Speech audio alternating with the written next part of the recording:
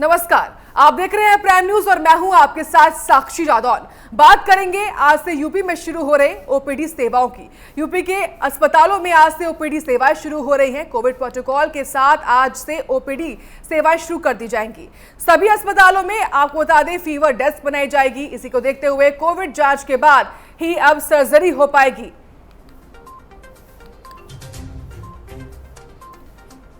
बड़ी जानकारी, जहां आज से उत्तर प्रदेश के तमाम अस्पतालों में, चाहे वो सामुदायिक स्वास्थ्य केंद्र हो, प्राथमिक स्वास्थ्य केंद्र हो, जिला अस्पताल हो, तमाम अस्पतालों में आज से ओपीडी सेवाएं लगभग 1.5 महीने के बाद एक बार फिर से शुरू हो रही हैं।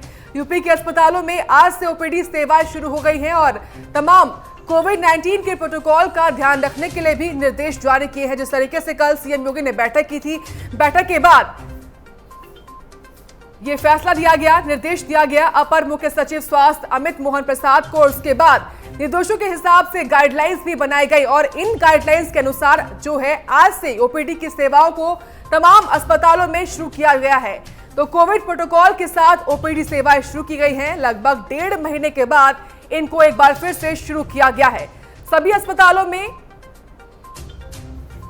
फीवर क्लिनिक भी बनाया जाएगा, इसी के साथ फ्यूल क्लिनिक भी बनाया जाएगा और यूपी के अस्पतालों में आज से ओपीडी सेवाएं शुरू कर दी गई हैं। लगभग 1.5 महीने के बाद इनको एक बार फिर से शुरू किया गया है। एक राहत वाली खबर है ये, जहां कोविड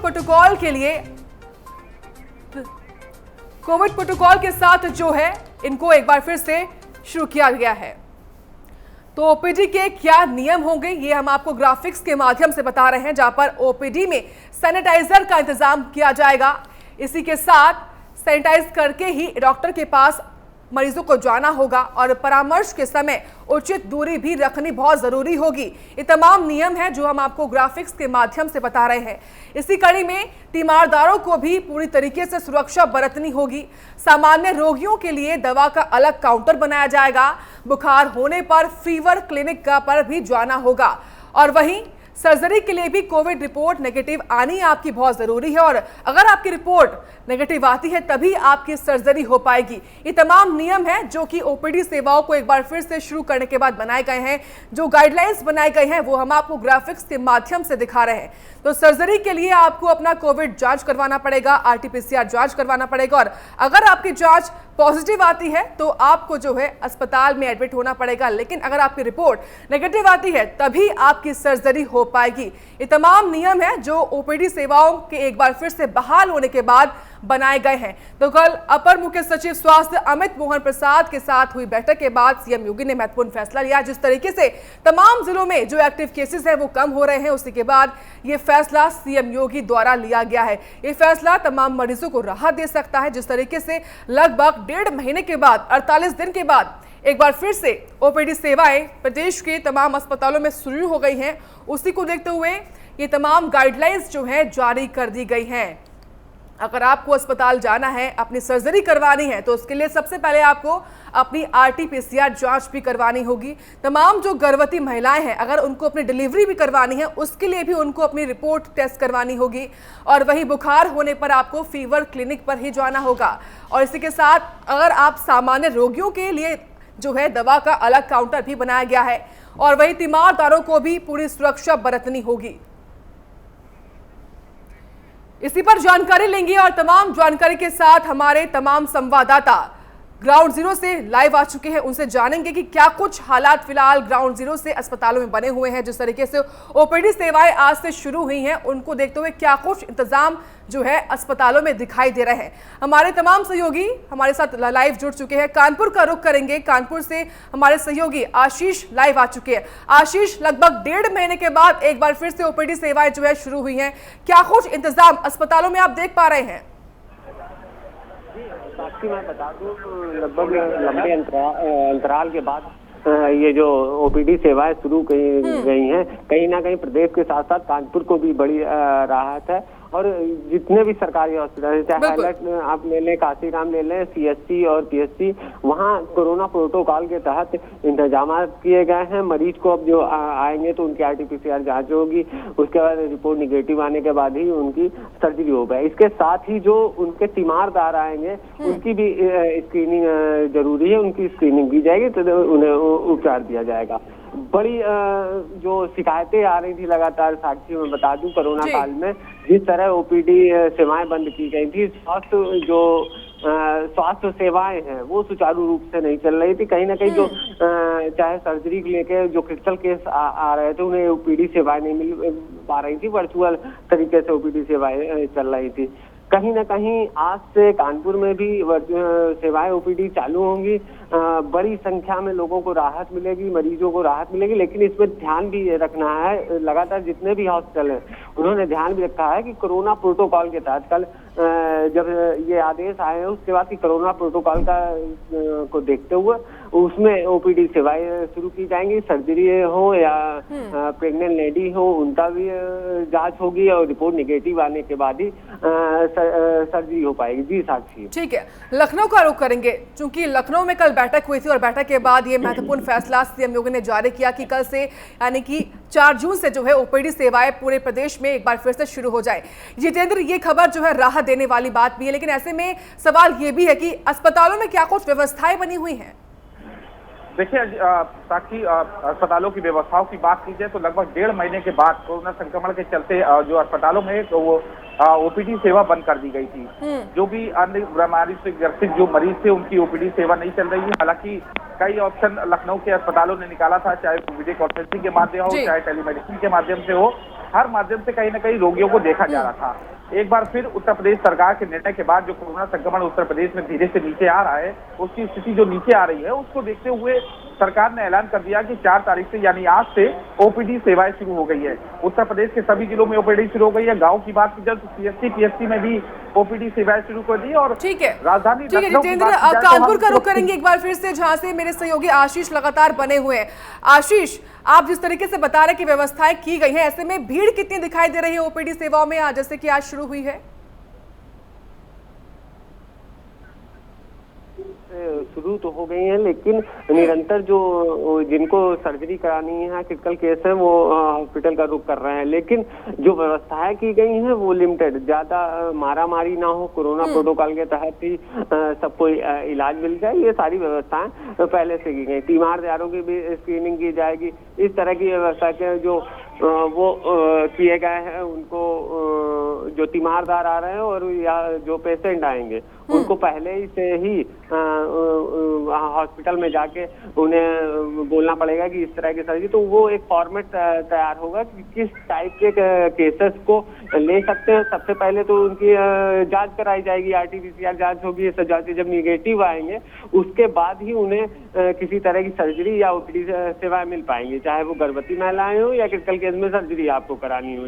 लेकिन कहीं ना कहीं साक्षी ये बड़ी राहत है प्रदेश के साथ भी। कानपुर में जैसे ही ओपीडी सेवाएं बंद हुई थी, हालांकि वर्चुअल माध्यम से सेवाएं चल रही थी, टेलीमेडिसिन है, वर्चुअल माध्यम से सेवाएं चल रही थी, लेकिन कहीं ना कहीं ओपीडी सेवाएं बंद करने से कोरोना संक्रमण इतनी तेजी से कानपुर के अंदर बढ़ा हुआ था साक्षी कि ये महामारी जैसे आई थी तो ये कहीं ना कहीं जो कोविड सेंटर बढ़ाए गए थे तो वहाँ पे ओपीडी सेवाएं लगभग सभी जगह बंद कर दी गई थी।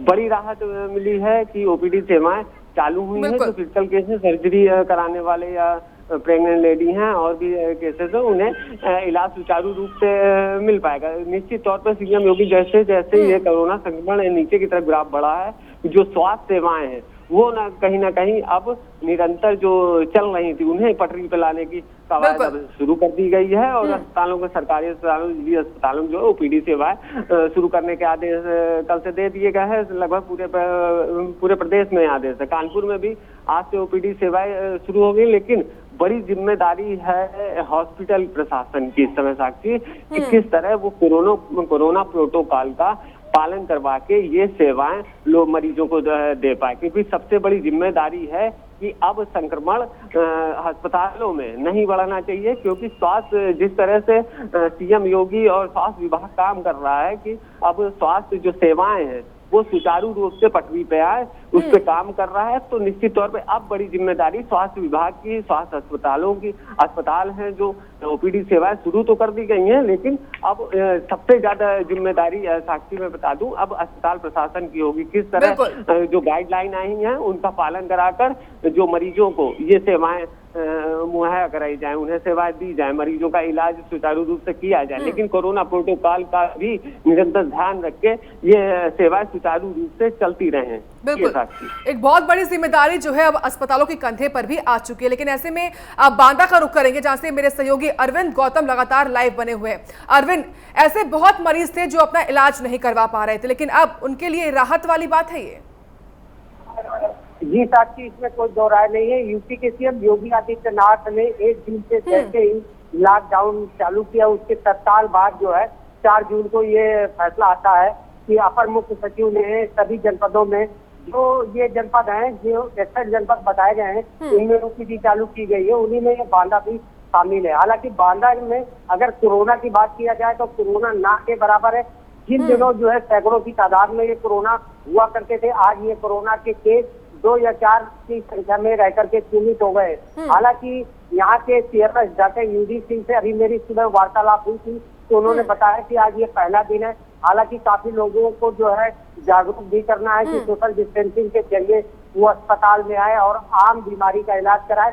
जैसा कि अभी प्राइम न्यूज के दर्शकों ने भी सुना होगा और देखा भी होगा कि यहाँ सोशल डिस्टेंसिंग के साथ साथ में जो सर्जिकल काम है, उसके लिए आपको RT-PCR की जांच कराना पड़ेगा, और जब ये निगेटिव आएगा तभी ये सर्जिकल के काम हो सकते हैं, डिलीवरी के काम हो सकते हैं। लेकिन आम बीमारी के लिए खुल जाने से आम मरीजों में काफी राहत का सामना देखना पड़ रहा है। जी ठीक है, लखनऊ का रुख करेंगे, क्योंकि आप खुद अस्पताल में मौजूद हैं। ऐसे में क्या कुछ व्यवस्थाएं आप देख पा रहे हो? खुद जो लोग वहां पहुंच रहे हैं जितेंद्र, वो कितना पालन कर रहे हैं कोविड-19 के तमाम नियमों का?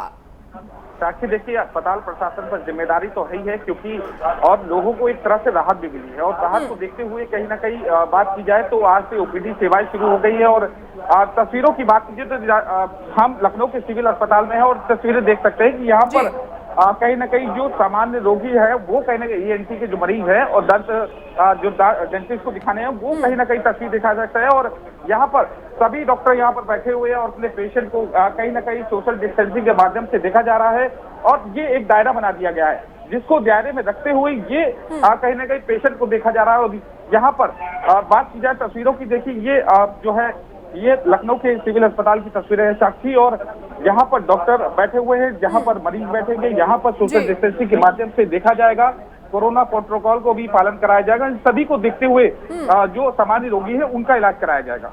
बिल्कुल। जितेंद्र, जिस अस्पताल में आप मौजूद हैं, क्या उस अस्पताल में जो कोविड पेशेंट्स उनको अलग रखा गया है? क्योंकि कहा यह गया था कि जो कोविड पेशेंट्स है उनको L2 अस्पताल में शिफ्ट किया जाएगा। देखिए साक्षी, यहाँ पर जो कोविड के मरीज है उनका अलग उपचार चल रहा है, यहाँ पर जो कोविड के व्यवसाय है वो अलग है, और यहाँ पर ये गैलरी पूरी जो ओपीडी के लिए बनाई गई है, यहाँ पर पार्टीशन कर दिया गया। जो टीकाकरण कराने वाले हैं उनका अलग एक रोल है, और यहाँ पर दूसरी में जो गैलरी है, यहाँ ओपीडी में मरीजों को देखा जाएगा। जो सामान्य रोगी है, जिनको ENT से संबंधित या कान नाक गले से कोई संबंधित दिक्कत है, उनको ये देखने का काम किया जाएगा। तो साफ तौर पे अस्पतालों के ऊपर जिम्मेदारी है और राहत सरकार ने लोगों को दी है, और कहीं ना कहीं जो समान लोग डॉक्टरों को नहीं दिखा पाए, क्योंकि संतुष्टि जब बिना डॉक्टर को दिखाए हुए नहीं हो पाती शायद, तो इसीलिए आज से जो ओपीडी उत्तर प्रदेश में खोली गई है, राजधानी लखनऊ में तमाम अस्पताल है और लखनऊ का सिविल अस्पताल है, वहाँ भी कहीं ना कहीं वो दिखी जा रही है। तो यहाँ तमाम अधिकारी है और अधिकारी भी लगातार चक्कर लगा रहे हैं, और यहाँ तस्वीरों में देख सकते हैं कि यहाँ पर जो है सभी को देखा जा रहा है। और आप बात की जाए तो यहाँ देखिए स्वास्थ्य विभाग के अधिकारी भी यहाँ पर आगे जो है दौरे कर रहे हैं और कहीं ना कहीं देख रहे हैं कि ओपीडी की सेवा सही से चल रही है या नहीं चल रही है। यहाँ पर तमाम डॉक्टर देखिए मौजूद है, यहाँ पर देखा जा रहा है डॉक्टरों के मरीज है उनको देखा जा रहा है। और ये तस्वीर है ये राजधानी लखनऊ के सिविल अस्पताल की, कि यहाँ पर डिस्टेंसिंग के माध्यम से मरीजों को देखने का काम किया जा रहा है। और तस्वीरों में ये अस्पताल के जो है निदेशक भी लगातार राउंड मार रहे हैं, और ये जो है सिविल अस्पताल के निदेशक भी लगातार राउंड मार रहे हैं और व्यवस्थाओं का जायजा ले रहे हैं। साक्षी, ये मैं इनसे बात करना चाहूंगा निदेशक महोदय से, सर किस तरह की व्यवस्थाएं हैं और क्या क्या कोरोना प्रोटोकॉल का पालन किस तरह से होगा? मैं ओपीडी ब्लॉक में खड़ा हूँ, यहाँ पर कुछ कमरे हमारे पास हैं, क्योंकि हमारा महिला बूथ जो है ओपीडी ब्लॉक में हम लोगों ने बनाया है, तो वो वाला पोर्शन हम टच नहीं कर रहे हैं। जो रिमेनिंग कमरे हमारे पास हैं, जिसमें मरीजों का हम एग्जामिनेशन करा रहे हैं ग्रुप बनाकर। जैसे एक में सर्जन ग्रुप है, एक में फिजिशियन ग्रुप है, एक में गायनेकोलॉजिस्ट है। तो उनमें डॉक्टर बारी बारी से बैठेंगे, हम मरीजों का बेसिक उपचार करेंगे, ट्रीटमेंट करेंगे, उनको डायग्नोसिस देंगे, उनको दवाइयाँ देंगे। तो मेरा ये मानना है कि जो भी मरीज मेरे चिकित्सालय में आ रहे हैं, समय के अभाव से कि डॉक्टर नहीं मिला, हम उनको वापस नहीं करेंगे। तो समय सीमा निर्धारित की गई, कोई संख्या निर्धारित की कि इतने लोगों को देखा जाएगा ओपीडी में? कोई संख्या निर्धारित नहीं की गई है। जितने पेशेंट हमारे पास आएंगे हम सबको देखेंगे, अगर टाइम हो जाएगा तब भी हम उसके बाद देखते रहेंगे। कोरोना गाइडलाइन कोई कोविड जांच करानी होगी, इस तरह का कुछ है सर?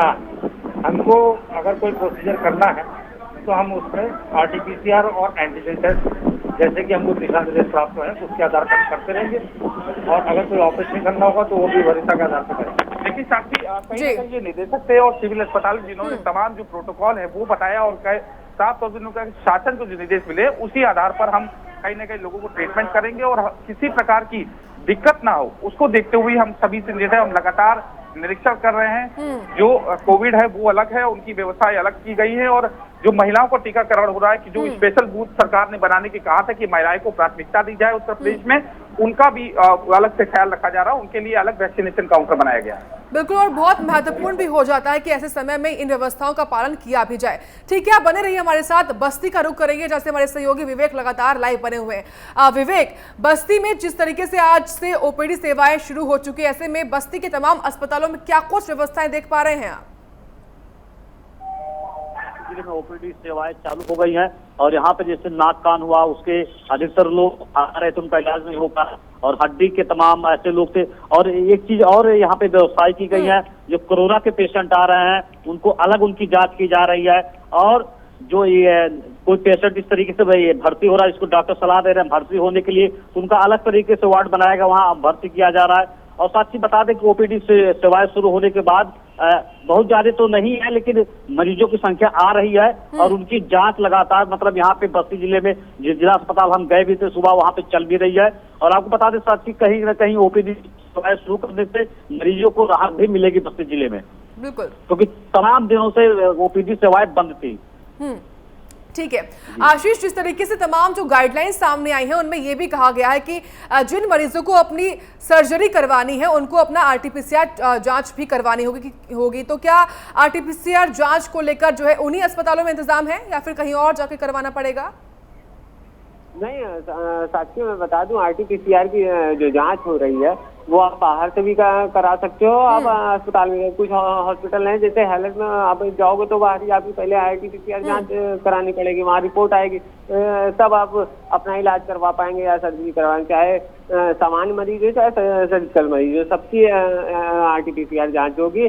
और साथ ही साथ तीमारदारों की उन जो आएंगे उनकी भी स्क्रीनिंग की जाएगी बिना रिपोर्ट के। तो आपको अगर रिपोर्ट पॉजिटिव आई तो आपका इलाज वहाँ नहीं होगा। फिर कोरोना वार्ड जो अलग अलग हॉस्पिटल हैं, कोरोना वार्ड अलग है जहाँ कोरोना के मरीजों का इलाज चल रहा है, और कुछ जो कोरोना पेशेंट हैं बता दूं साक्षी, वो शायद उन्हें कुछ और भी दिक्कतें हैं, तो वो कोरोना जो वार्ड बनाया गया उनका इलाज दोनों तरह का इलाज, चाहे कोरोना का इलाज हो या वो दूसरी बीमारी से ग्रसित हो, उनका इलाज वो अलग वार्ड में किया जाएगा। जो ये पेशेंट ओपीडी जो सेवाएं शुरू करेंगे ये केवल सामान्य मरीजों के लिए है, इसमें कोरोना जो पेशेंट है उनको अलग रखा गया। कुछ हॉस्पिटल भी चिन्हित किए गए, और कल CMO नेपाल सिंह ने बैठक भी कानपुर में की थी, तमाम जो अधीक्षक हैं और निदेशक हैं जो हॉस्पिटलों के, उनके साथ बैठक की थी। साफ तौर पे जो ओपीडी से सेवाएं शुरू हो रही हैं उनको जो गाइडलाइन आई हैं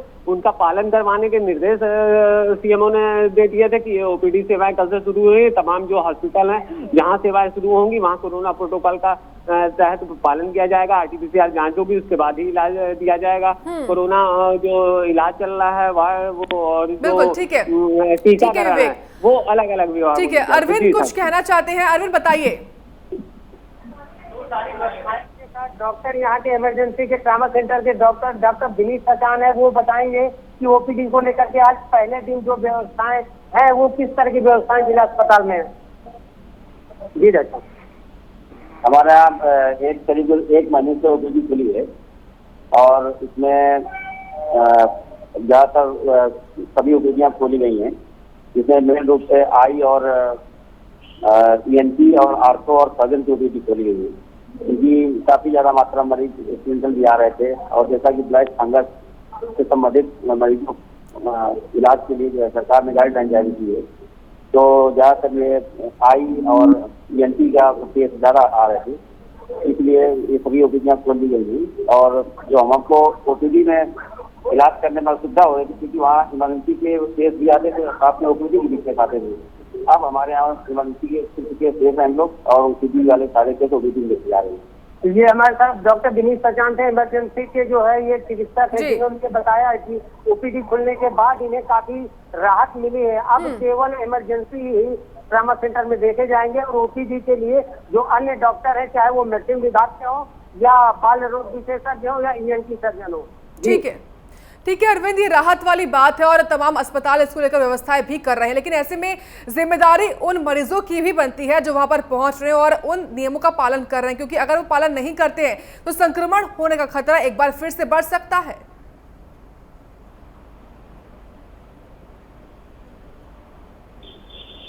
अरविंद, क्या आपको आवाज मिल पा रही है? हाँ साथी, आपने बिल्कुल सही कहा कि अगर कोविड के नियमों का पालन न किया गया और स्वास्थ्य विभाग खास तौर पर, क्योंकि यहीं से ही पूरा जन्म लेता है और यहीं इनको जो है निष्क्रिय कर दिया जाता है, तो स्वास्थ्य विभाग के जो आला अधिकारी हैं डॉक्टर ND शर्मा, मुख्य चिकित्सा अधिकारी, उन्होंने अपने अधीनस्थ सारे कर्मचारियों को आदेश दिए हैं कि कोविड के नियमों का पालन करें और सोशल डिस्टेंसिंग के जरिए जो है लोगों को बैठाएं, ताकि एक दूसरे के लोगों के जो संक्रमण है वो ना जा सके। हालांकि आज पहला दिन है, लोगों को जानकारी कम है, लेकिन जैसे जैसे जानकारी होगी, यहाँ भीड़ भी बढ़ेगी, तब उस समय जो है स्वास्थ्य विभाग के लिए एक बड़ी मुसीबत हो सकती है, क्योंकि बांदा जनपद इकलौता जिला चिकित्सालय है। जी ठीक है जितेंद्र, जिस तरीके से कोविड काल चल रहा है इसमें ब्लैक फंगस का भी खतरा है, और इसी को देखते हुए शायद ENT की सेवाओं को जो है उनको एक टाइमिंग के साथ एक बार फिर से शुरू किया गया, तो क्या कुछ समय सीमा रखी गई है ENT सेवाओं को लेकर? देखिए, समय सीमा की बात की जाए तो सुबह 8 बजे तक 2 बजे तक जो OPD सेवा चलती है, उस OPD सेवा में ENT के मरीजों को देखा जाएगा, जो दांतों से संबंधित है उनको भी देखा जाएगा, और कहीं ना कहीं मरीजों की जिम्मेदारी है वो कहीं ना कहीं कोरोना प्रोटोकॉल का पालन करें, क्योंकि अहम जिम्मेदारी अस्पताल प्रशासन के ऊपर है। कोई संक्रमित हो, बड़ी संख्या में लोग पहुंच रहे OPD में, क्योंकि 1.5 महीने बाद कोरोना संक्रमण के बाद शायद आज से OPD खुली है, तो उम्मीद यही है कि लगातार जो अन्य रोगों से पीड़ित थे लोग, जो मरीज थे, वो कहीं ना कहीं अपने आप को इलाज में, क्योंकि इसमें बहुत सी समस्याएं थी। लोग अस्पताल प्रशासन ने टेलीमेडिसिन की शुरुआत कर दी थी, फोन कॉल के माध्यम से परामर्श लेकर, लेकिन जो टेलीमेडिसिन के माध्यम से जो रोग दिखाना चाहते थे उसमें लोग शिक्षित भी नहीं थे, तो उसमें शिक्षा का एक बड़ा अभाव था। अभाव को देखते हुए भी कहीं ना कहीं अस्पताल प्रशासन ने और जो लोग थे उनको खासा समस्या हुई थी, लेकिन सरकार ने राहत देने का काम किया है, और कहीं ना कहीं 1.5 महीने बाद जो संक्रमण की स्थिति जब गिरी है, तो जाहिर सी बात है OPD शिविर शुरू कर दी गई। सोशल डिस्टेंसिंग का पालन करके साथ उनको ENT के मरीज है उनको देखा जाएगा, और कहीं ना कहीं जो कोविड का पालन उनको कहीं ना कहीं करना होगा, लेकिन जो टेस्ट की बात की जाती है ENT और इन सब की चीजों की, वो फिलहाल उसके लिए ऐसा जरूरी नहीं है, लेकिन बहुत बहुत शुक्रिया आप सभी का तमाम जानकारी और ग्राउंड जीरो की हालात हमको दिखाने के लिए। तो आज से यूपी के तमाम जो अस्पताल है वहां पर OPD सेवाएं शुरू हो चुकी है, और जिस तरीके से कल मुख्यमंत्री ने बैठक की थी, उस बैठक के बाद ये महत्वपूर्ण फैसला लिया गया। फिलहाल के लिए इतना ही, आप देखते रहिए प्राइम न्यूज।